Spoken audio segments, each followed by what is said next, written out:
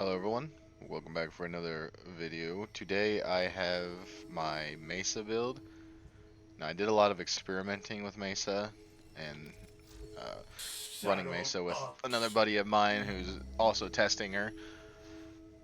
And the build I came upon may not be the best, but it's the one that is the most consistent like I found to be the most consistent, and unless there's a bug or like a glitch or something, it hasn't died. So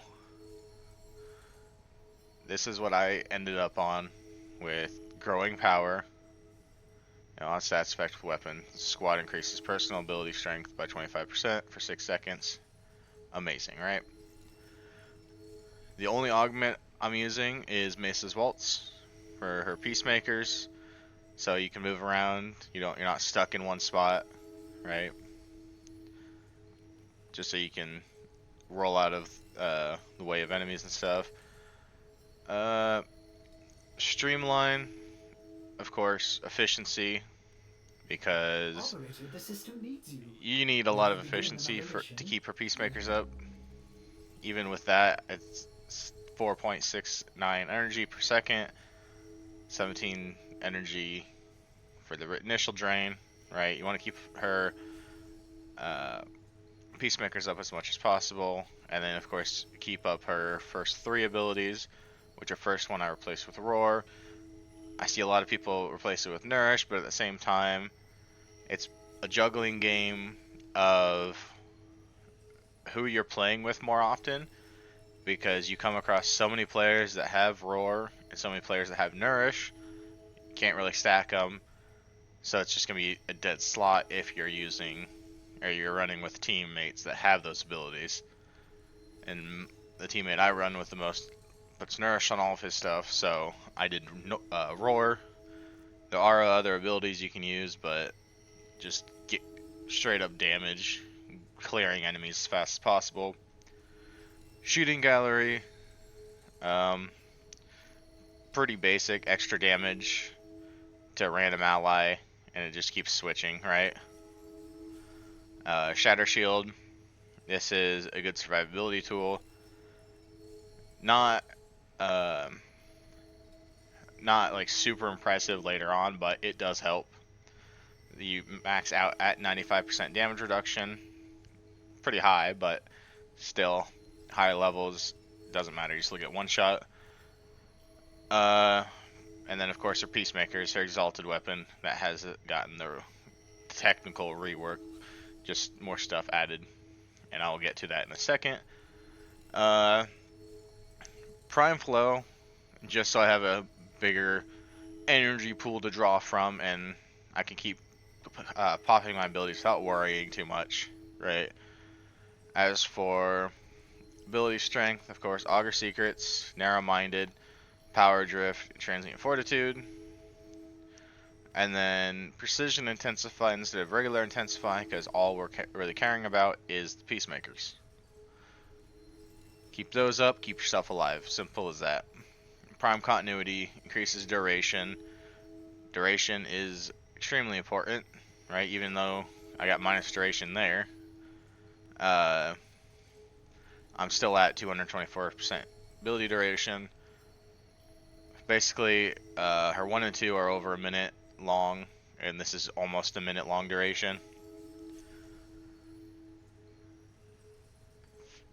Simple, I just went with arcane, the simple arcanes, the common ones, multi-efficiency, multi-augmented. Multi-efficiency, be like, well, she doesn't really have that great of uh, defense, and your abilities aren't going to stay at max the entire time. For this one, the way I run her, they do. I'll get to that once I get to the weapons. Don't worry. Multi-augmented, simple, get kills, and that's super easy with her peacemakers. Even super high level enemies are falling like nothing. So now for her regulators, the main star of the show, if you will. This is what I ended up with. I've tried status builds, tried combo builds, and this is just what worked out best for me, right? Simple mods, lethal torrent, galvanized diffusion, and then we go into magnetic might for the crit damage, right? And then primed heated charge because I have a topaz shard on, which so I want more heat damage than all my other elements, right? And since if I put uh, scorch on, it's gonna have the same amount of heat damage as magnetic, so I need to up it with primed heated charge. Gets more heat procs, which means more crit chance. Hollow point, merciless gunfight, crit damage. Same thing with prime target cracker.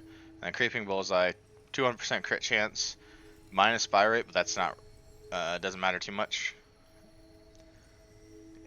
Once you get firing, it speeds up, so you won't really notice it too much. But 200% over the, what was it, 175, right? 187. It makes a huge difference. And then I put secondary fortifier, and everyone's like, oh, secondary fortifier, you put it on everything. Listen, especially higher level, secondary fortifier is a godsend. Even if it didn't have the overguard, that deal, what is it? I think at max it's times 8 extra damage to overguard. That is a lot. And the gaining overguard on top of it is just amazing. And that's why you don't really see the shields touch, and the reason I can run most efficiency. Right? And then, speaking of shards, I got the topaz one. If I had more topaz shards, I'd put them on, but for now, I've got one purple, gain 10 plus 10% ability damage on enemies afflicted or affected by electricity status. I always run Duriga for this, so I'm getting electric procs quite often, which I'll get to Duriga in a little bit. But Crimson Archon Shard, just ability strength, right? Talforge Amber Archon Shard for plus 45% maximum energy field on spawn, and plus 75% effectiveness on energy orbs. Just in case I'm not around anyone with Nourish, right? And just pop it. Or, you know, I don't have to worry about energy too much. I mean, I still don't have to worry about energy that much with this build, but it's a nice thing to have, right, on any frame. And just there to make sure I keep regulators up at all times without having to worry about energy. As for my Duriga, that helps all this out. You got Arc Coil, which is our main thing for electricity procs. Accelerated Deflection, Shield Charger, you know, Guardian, all for shields. Manifold Bond and Duplex Bond. Duplex Bond's pretty self-explanatory. I'm using energy a lot. Clone the enemy, or clone my Duriga a lot. Manifold Bond, you know, companion preset mods apply status effects from companion weapons. Killing enemies with 3 or more unique status effects reduces companion ability cooldowns. Again, amazing. And that does also proc the heat and electric procs from like Duriga. It procs the Topaz Archon Shard and the Violet one. And then Prime Animal Instinct, Prime Regen, those are pretty self-explanatory. Same with the Vacuum over there. Electro Pulse, Sentinel will continuously zap an enemy within 15 meters, trapping them in a stunned state. You know, it's CC. As for the weapon, this one is pretty simple build, nothing too fancy. Galvanized Chamber, Aptitude, Rhyme rounds and thermite for blast. Serration for straight up damage. Waiting for them to add arcane slots to these weapons, you know. Prime shred, vigilant armaments, and magnetic capacity. It's pretty self-explanatory.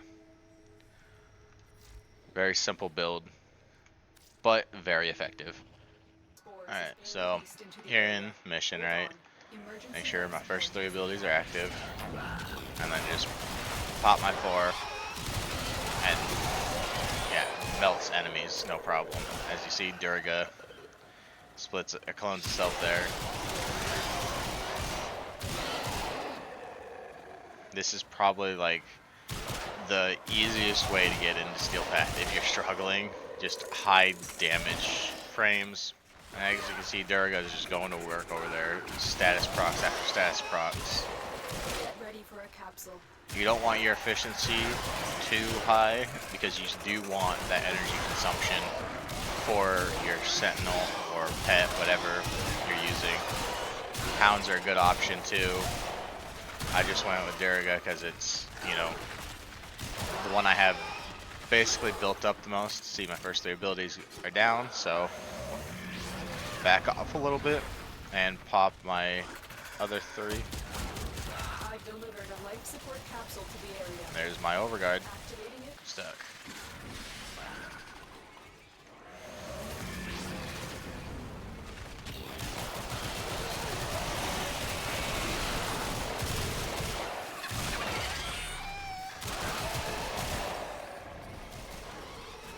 Didn't even see where he was. Yeah, even the acolytes, you know, as long as you're staying enough, like far enough away that you're not going to shut off your abilities, their acolytes, you know, probably be there. Alright, so back on the ship, you know. Final thoughts on Mesa are basically, she's a very strong frame, very easy to play, and extremely easy to mod for. You don't need the god tier setup to go through everything. Like long endurance runs, she's still fine. You don't need to worry about that. Her main thing is her big weakness is nullifier bubbles. But if you're in a team, that doesn't matter as much, right? Nullifier bubbles are going away super quick. As you saw, able to deal with acolytes, no problem. All the she does not struggle with much of anything. As long as you keep all of her abilities up, you're good. If you go like super long runs, if you have secondary fortifier, you're not going down. It's just that's just how it is, you know.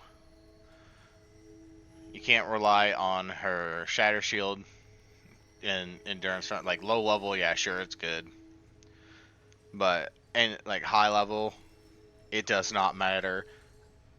95% is the max, right? So that 5% high level, it's going to one shot you no matter what. As long as you keep your overguard up, you're fine. Because then you got overguard gating and shield gating. Overguard, I mean, you're getting so much so quick if you're just continuously dealing damage. It does not matter.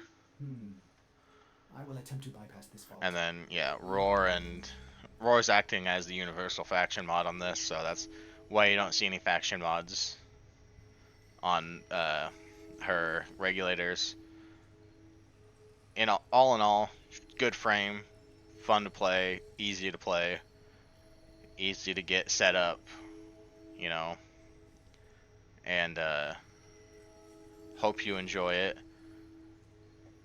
If you have another build, let me know, or like another build that you love using, what's taking you very far, let me know in the comments. I'll try it out. Like I said, I've tried a bunch of different builds, and this is the one I landed on as the most sustainable in endgame. I shouldn't say endgame, but like long endurance runs, you know. So thanks for watching, and hope you enjoy. See you again. Bye.